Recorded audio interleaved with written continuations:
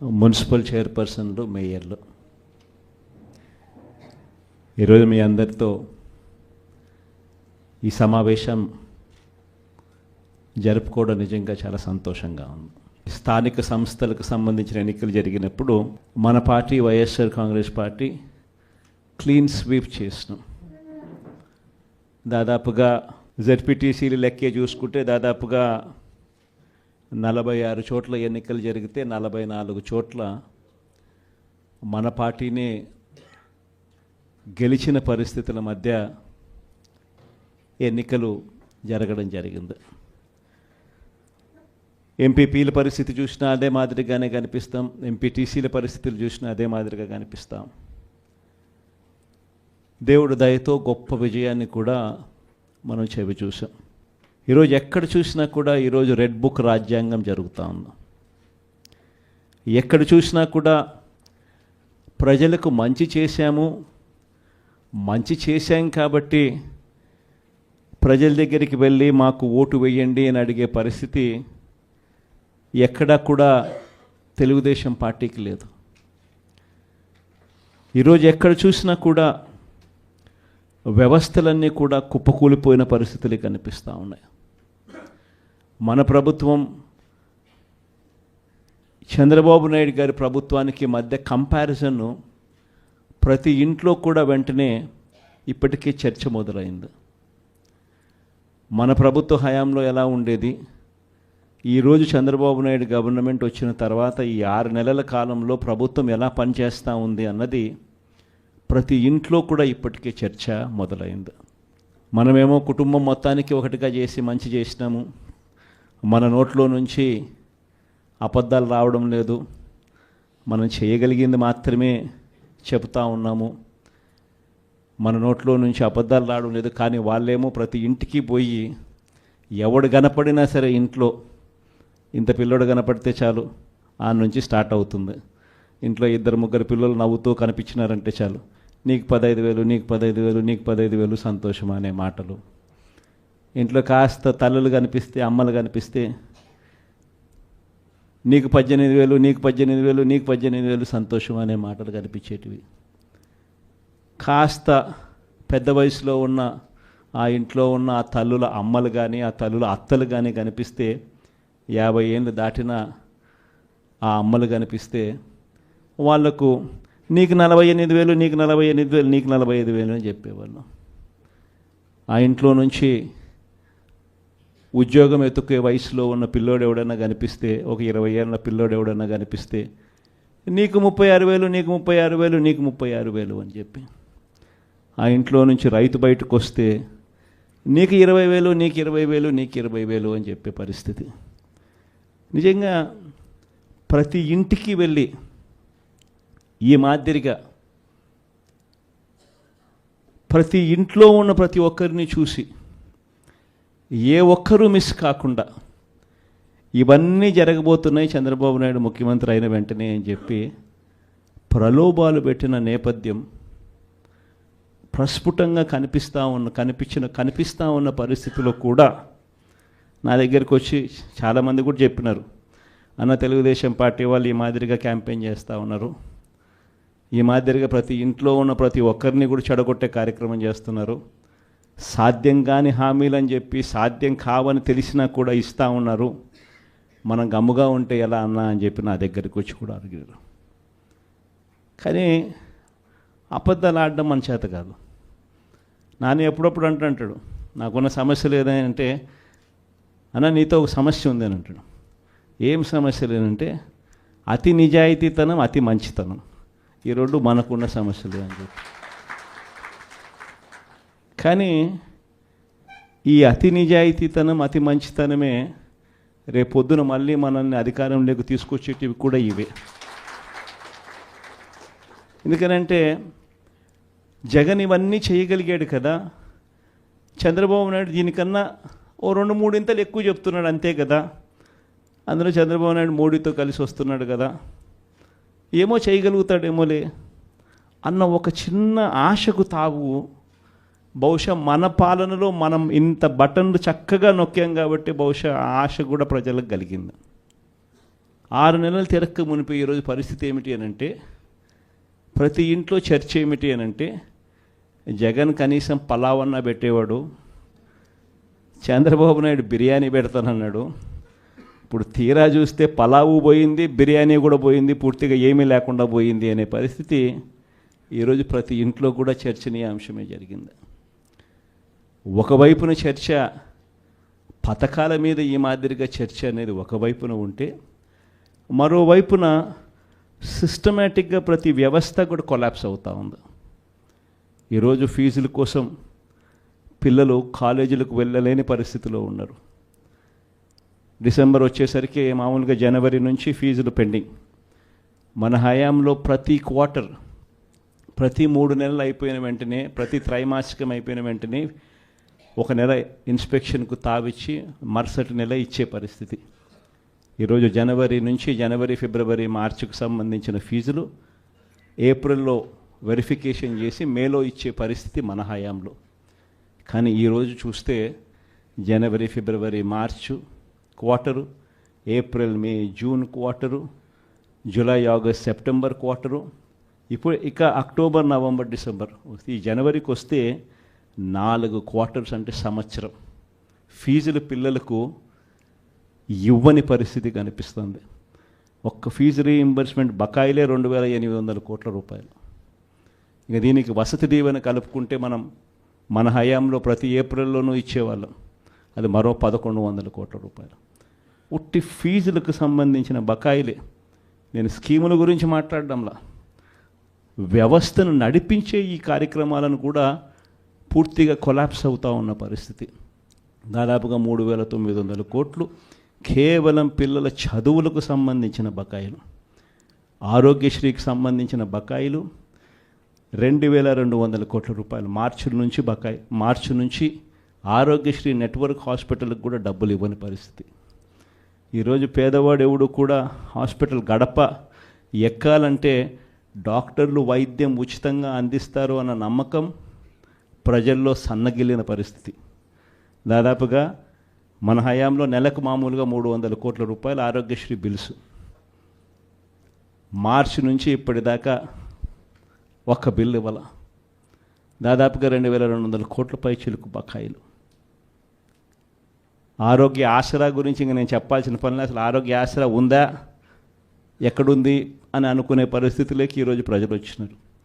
104, 108 phone number కొట్టినా కూడా ambulance వస్తుందన్న నమ్మకం లేదు. వాళ్లకు బకాయిలే, వాళ్ళు స్ట్రైకులు, ధర్నాలే. ఇలా సిస్టమేటిక్గా చదువులైతేనేమి, వైద్యం అయితేనేమి, ధాన్యం కొనుగోలు, చివరికి ధాన్యం కొనుగోలు పరిస్థితి కూడా ఎలా ఉంది అంటే, దళారీలు కొనేదాకా ప్రభుత్వం అడుగు ముందుకు వేయడానికి సిద్ధంగా లేదు. ఈరోజు ధాన్యం కొనుగోలుకు ఎంఎస్పి 1,720 రూపాయలు అయితే, ఈరోజు రైతులు 300 రూపాయలు తక్కువ రేటుకు ఇదే మీ కృష్ణా జిల్లాలోనే అమ్ముకునే పరిస్థితిలో ఈరోజు రైతులు ఉన్నారు.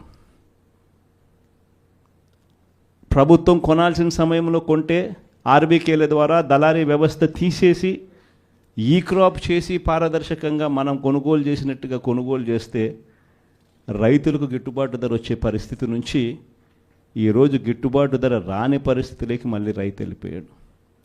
ఇలా ప్రతి వ్యవస్థ పూర్తిగా దిగజారిపోయిన పరిస్థితులు కనిపిస్తూ ఉన్నాయి. మరోవైపున చూస్తే రెడ్ బుక్ రాజ్యాంగం, దొంగ కేసులు పెట్టడం, ప్రభుత్వాన్ని ఎవరైనా కూడా విమర్శిస్తూ పోస్టింగులు చేసినా లేదా ఫార్వర్డ్ చేసినా కూడా కేసులు పెట్టే అధ్వానమైన పరిస్థితులకి ఈరోజు చూస్తూ ఉన్నాం. ఇవన్నీ కూడా జరుగుతూ ఉన్నాయి. కానీ తప్పెక్కడ చేస్తూ ఉన్నాడు చంద్రబాబు నాయుడు అని అంటే, ఒకవైపున మంచి చేయకపోగా మరోవైపు ప్రశ్నించే గొంతును అణిచివేయాలని చెప్పి విశ్వరూపాన్ని చూపించడం చంద్రబాబు చేస్తూ ఉన్న తప్పు. మామూలుగా 6 నెలలకు ప్రభుత్వ వ్యతిరేకత ఈ స్థాయిలో ఉండాలి అని అనుకుంటే, చంద్రబాబు నాయుడు గారి 6 నెలల కాలంలో ఈ స్థాయికి వెళ్ళిపోయింది.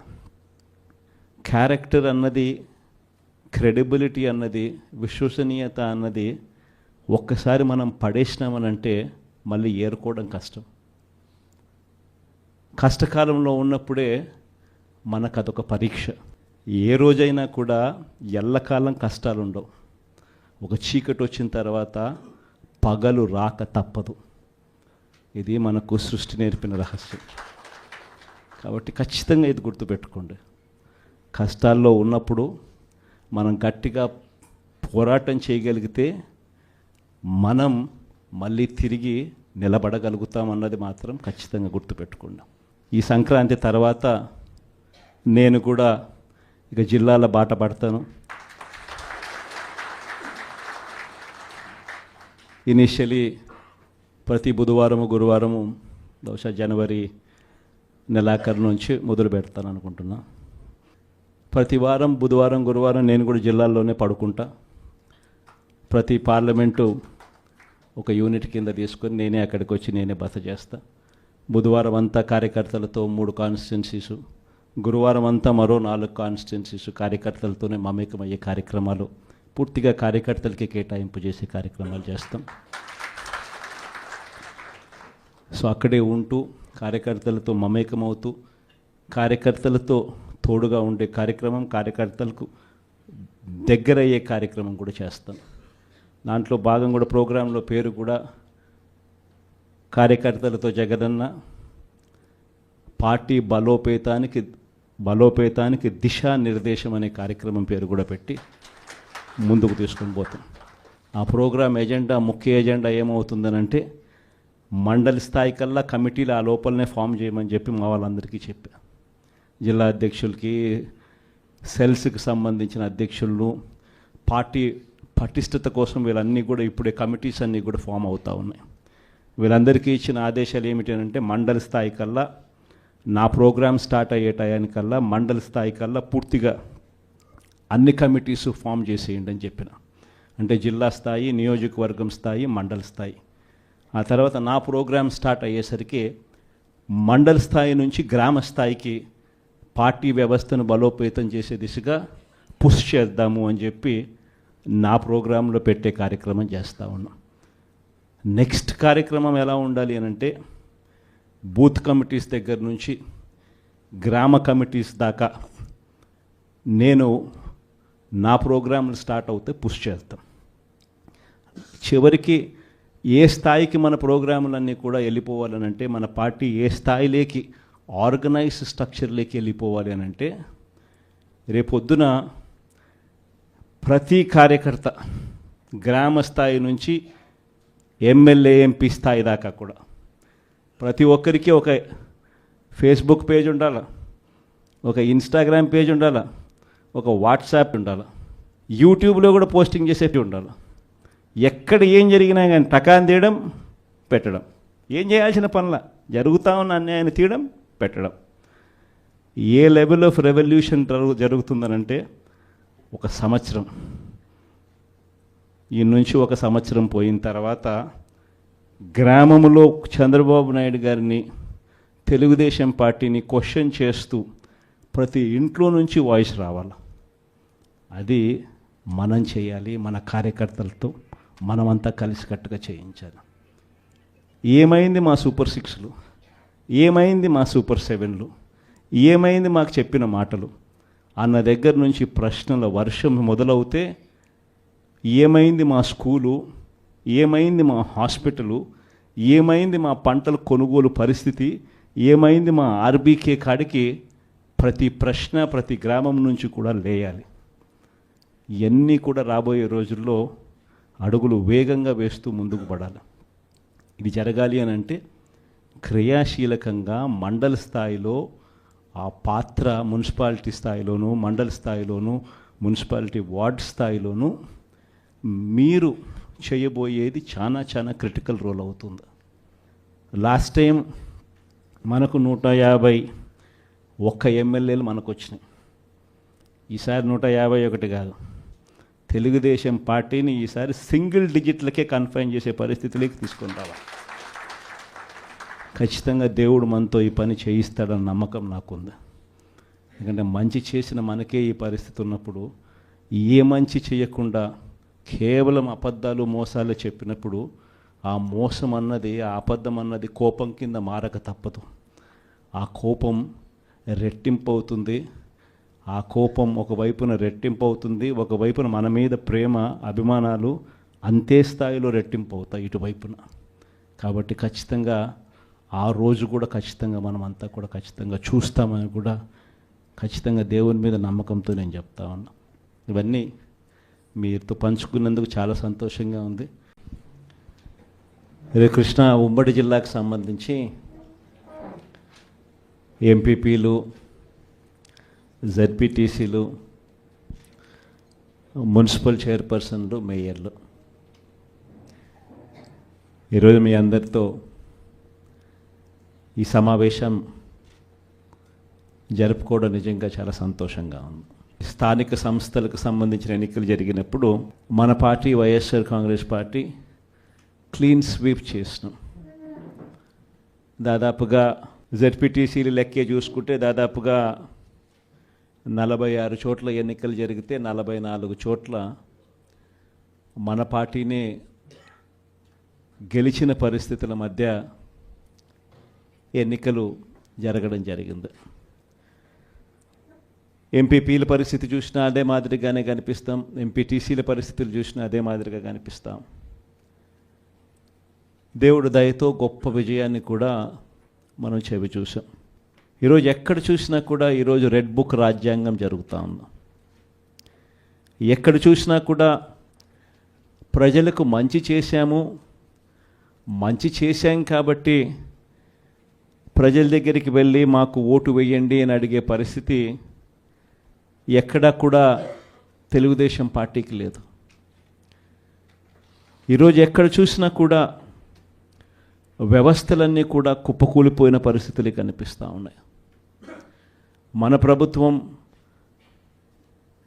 చంద్రబాబు నాయుడు గారి ప్రభుత్వానికి మధ్య కంపారిజన్ ప్రతి ఇంట్లో కూడా వెంటనే ఇప్పటికే చర్చ మొదలైంది.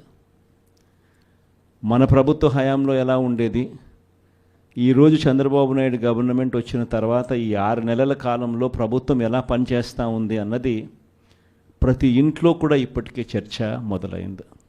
మనమేమో కుటుంబం మొత్తానికి ఒకటిగా చేసి మంచి చేసినాము, మన నోట్లో నుంచి అబద్ధాలు రావడం లేదు, మనం చేయగలిగింది మాత్రమే చెబుతూ ఉన్నాము, మన నోట్లో నుంచి అబద్ధాలు రావడం లేదు. కానీ వాళ్ళేమో ప్రతి ఇంటికి పోయి ఎవడు కనపడినా సరే ఇంట్లో ఇంత పిల్లోడు కనపడితే చాలు ఆ నుంచి స్టార్ట్ అవుతుంది. ఇంట్లో 2-3 పిల్లలు నవ్వుతూ కనిపించినారంటే చాలు, నీకు 15,000, నీకు 15,000, నీకు 15,000 సంతోషం అనే మాటలు. ఇంట్లో కాస్త తల్లులు కనిపిస్తే, అమ్మలు కనిపిస్తే నీకు 18,000, నీకు 18,000, నీకు 18,000 సంతోషం అనే మాటలు కనిపించేటివి. కాస్త పెద్ద వయసులో ఉన్న ఆ ఇంట్లో ఉన్న ఆ తల్లుల అమ్మలు కానీ ఆ తల్లుల అత్తలు కానీ కనిపిస్తే, 50 ఏళ్ళు దాటిన ఆ అమ్మలు కనిపిస్తే వాళ్లకు నీకు 48,000, నీకు 48,000, నీకు 45,000 అని చెప్పేవాళ్ళు. ఆ ఇంట్లో నుంచి ఉద్యోగం ఎత్తుకే వయసులో ఉన్న పిల్లోడు ఎవడన్నా కనిపిస్తే, ఒక 20 ఏళ్ళ పిల్లోడు ఎవడన్నా కనిపిస్తే నీకు 36,000, నీకు 36,000, నీకు 36,000 అని చెప్పి. ఆ ఇంట్లో నుంచి రైతు బయటకు వస్తే నీకు 20,000, నీకు 20,000, నీకు 20,000 అని చెప్పే పరిస్థితి. నిజంగా ప్రతి ఇంటికి వెళ్ళి ఈ మాదిరిగా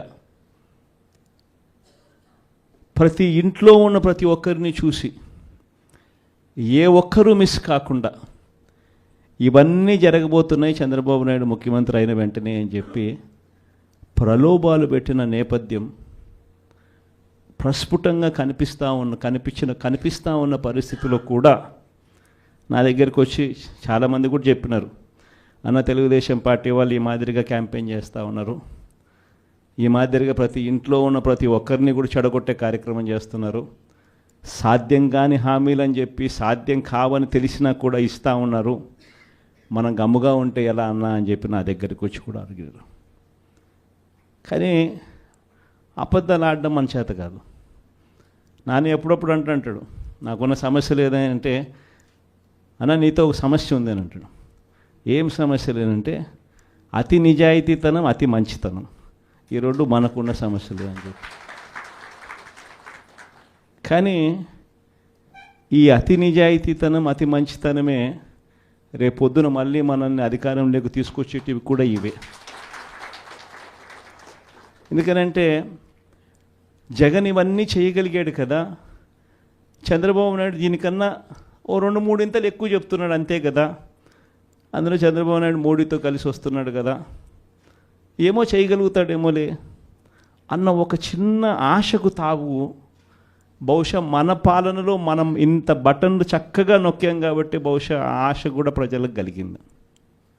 6 నెలలు తిరక్క మునిపి ఈరోజు పరిస్థితి ఏమిటి అనంటే, ప్రతి ఇంట్లో చర్చ ఏమిటి అనంటే, జగన్ కనీసం పలావన్నా పెట్టేవాడు, చంద్రబాబు నాయుడు బిర్యానీ పెడతానన్నాడు. ఇప్పుడు తీరా చూస్తే పలావు పోయింది, బిర్యానీ కూడా పోయింది, పూర్తిగా ఏమీ లేకుండా పోయింది అనే పరిస్థితి ఈరోజు ప్రతి ఇంట్లో కూడా చర్చనీయాంశమే జరిగింది. ఒకవైపున చర్చ పథకాల మీద ఈ మాదిరిగా చర్చ అనేది ఒకవైపున ఉంటే, మరోవైపున సిస్టమేటిక్గా ప్రతి వ్యవస్థ కూడా కొలాప్స్ అవుతూ ఉంది. ఈరోజు ఫీజుల కోసం పిల్లలు కాలేజీలకు వెళ్ళలేని పరిస్థితిలో ఉన్నారు. డిసెంబర్ వచ్చేసరికి మామూలుగా జనవరి నుంచి ఫీజులు పెండింగ్. మన హయాంలో ప్రతి క్వార్టర్, ప్రతి 3 నెలలు అయిపోయిన వెంటనే, ప్రతి త్రైమాసికం అయిపోయిన వెంటనే ఒక నెల ఇన్స్పెక్షన్కు తావిచ్చి మరుసటి నెల ఇచ్చే పరిస్థితి. ఈరోజు జనవరి నుంచి ఫిబ్రవరి, మార్చికి సంబంధించిన ఫీజులు ఏప్రిల్లో వెరిఫికేషన్ చేసి మేలో ఇచ్చే పరిస్థితి మన హయాంలో.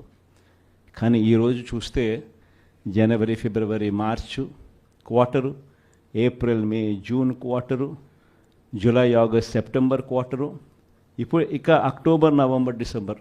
ఈ జనవరికి వస్తే 4 క్వార్టర్స్ అంటే సంవత్సరం ఫీజులు పిల్లలకు ఇవ్వని పరిస్థితి కనిపిస్తుంది.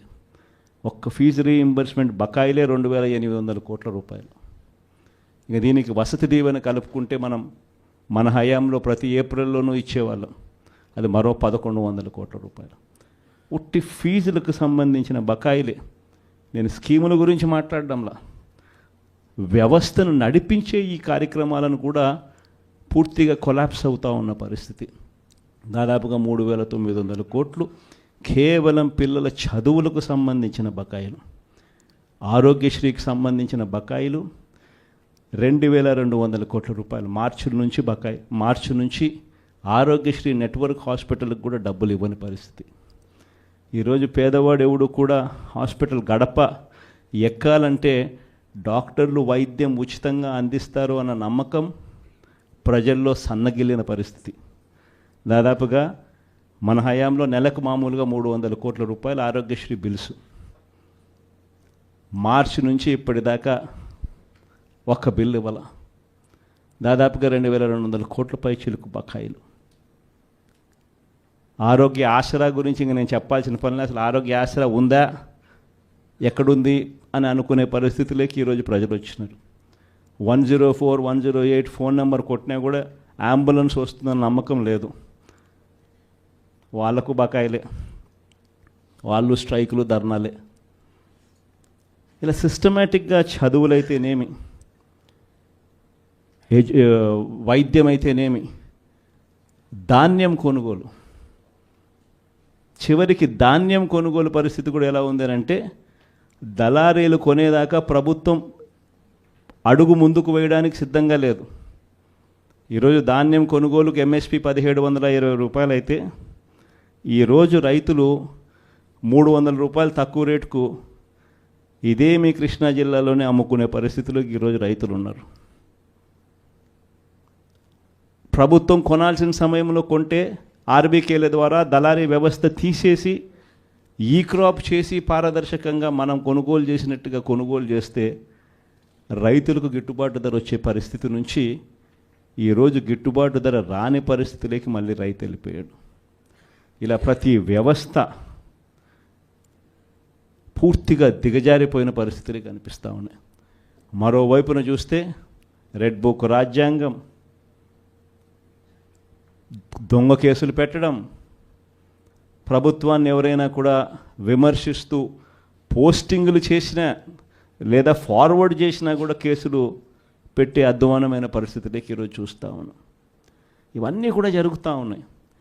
కానీ తప్పెక్కడ చేస్తూ ఉన్నాడు చంద్రబాబు నాయుడు అని అంటే, ఒకవైపున మంచి చేయకపోగా మరోవైపు ప్రశ్నించే గొంతును అణిచివేయాలని చెప్పి విశ్వరూపాన్ని చూపించడం చంద్రబాబు చేస్తూ ఉన్న తప్పు.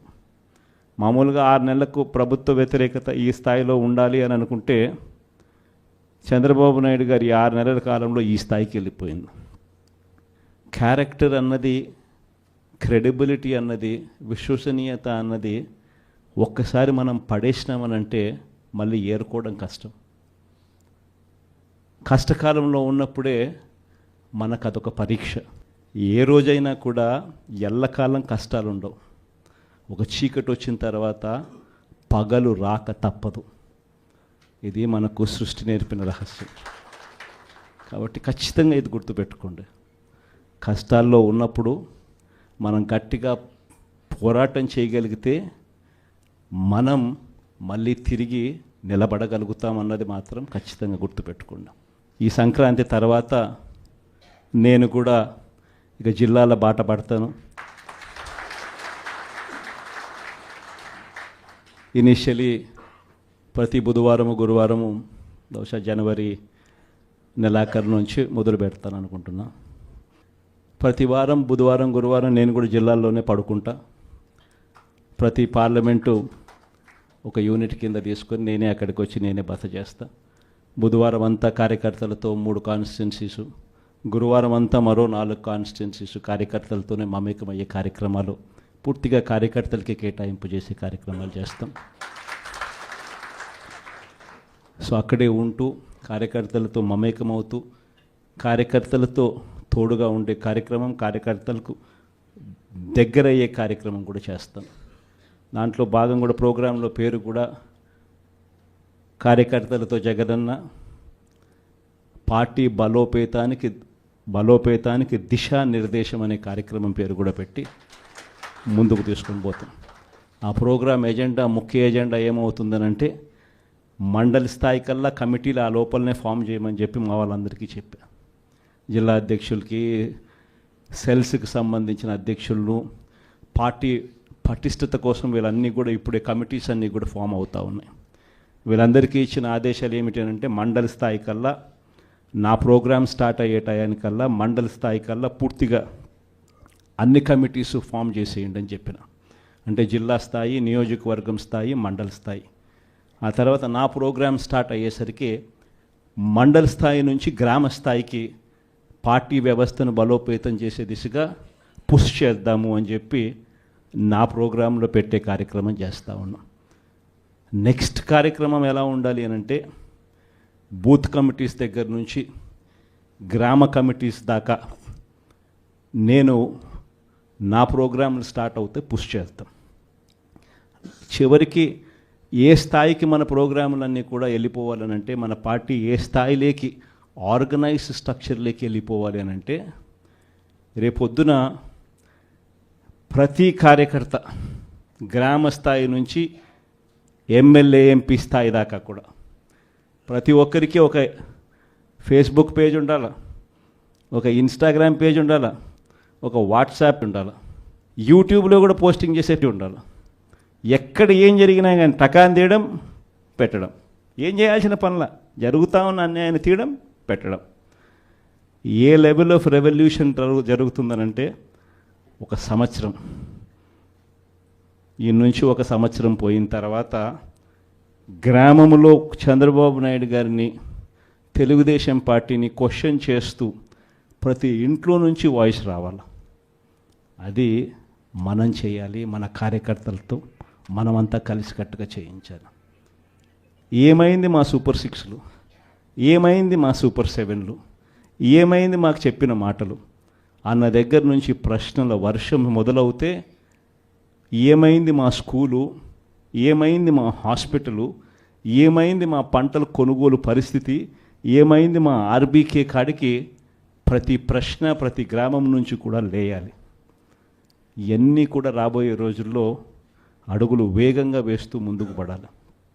ఇది జరగాలి అని అంటే క్రియాశీలకంగా మండల స్థాయిలో ఆ పాత్ర, మున్సిపాలిటీ స్థాయిలోనూ మండల స్థాయిలోనూ మున్సిపాలిటీ వార్డ్ స్థాయిలోనూ మీరు చేయబోయేది చాలా చాలా క్రిటికల్ రోల్ అవుతుంది. లాస్ట్ టైం మనకు 151 ఎమ్మెల్యేలు మనకు వచ్చినాయి. ఈసారి 151 కాదు, తెలుగుదేశం పార్టీని ఈసారి సింగిల్ డిజిట్లకే కన్ఫైన్ చేసే పరిస్థితిలోకి తీసుకొని రావాలి. ఖచ్చితంగా దేవుడు మనతో ఈ పని చేయిస్తాడన్న నమ్మకం నాకుంది. ఎందుకంటే మంచి చేసిన మనకే ఈ పరిస్థితి ఉన్నప్పుడు ఏ మంచి చేయకుండా కేవలం అబద్ధాలు మోసాలు చెప్పినప్పుడు ఆ మోసం అన్నది, ఆ అబద్ధం అన్నది కోపం కింద మారక తప్పదు. ఆ కోపం రెట్టింపు అవుతుంది. ఆ కోపం ఒకవైపున రెట్టింపు అవుతుంది, ఒకవైపున మన మీద ప్రేమ అభిమానాలు అంతే స్థాయిలో రెట్టింపు అవుతాయి ఇటువైపున. కాబట్టి ఖచ్చితంగా ఆ రోజు కూడా ఖచ్చితంగా మనమంతా కూడా ఖచ్చితంగా చూస్తామని కూడా ఖచ్చితంగా దేవుని మీద నమ్మకంతో నేను చెప్తా ఉన్నా. ఇవన్నీ మీతో పంచుకున్నందుకు చాలా సంతోషంగా ఉంది. కృష్ణా ఉమ్మడి జిల్లాకు సంబంధించి ఎంపీపీలు, జెడ్పీటీసీలు, మున్సిపల్ చైర్పర్సన్లు, మేయర్లు, ఈరోజు మీ అందరితో ఈ సమావేశం జరుపుకోవడం నిజంగా చాలా సంతోషంగా ఉంది. స్థానిక సంస్థలకు సంబంధించిన ఎన్నికలు జరిగినప్పుడు మన party YSR Congress party clean sweep చేసినాం. దాదాపుగా జెడ్పీటీసీలు లెక్కే చూసుకుంటే దాదాపుగా 46 చోట్ల ఎన్నికలు జరిగితే 44 చోట్ల మన పార్టీనే గెలిచిన పరిస్థితుల మధ్య ఎన్నికలు జరగడం జరిగింది.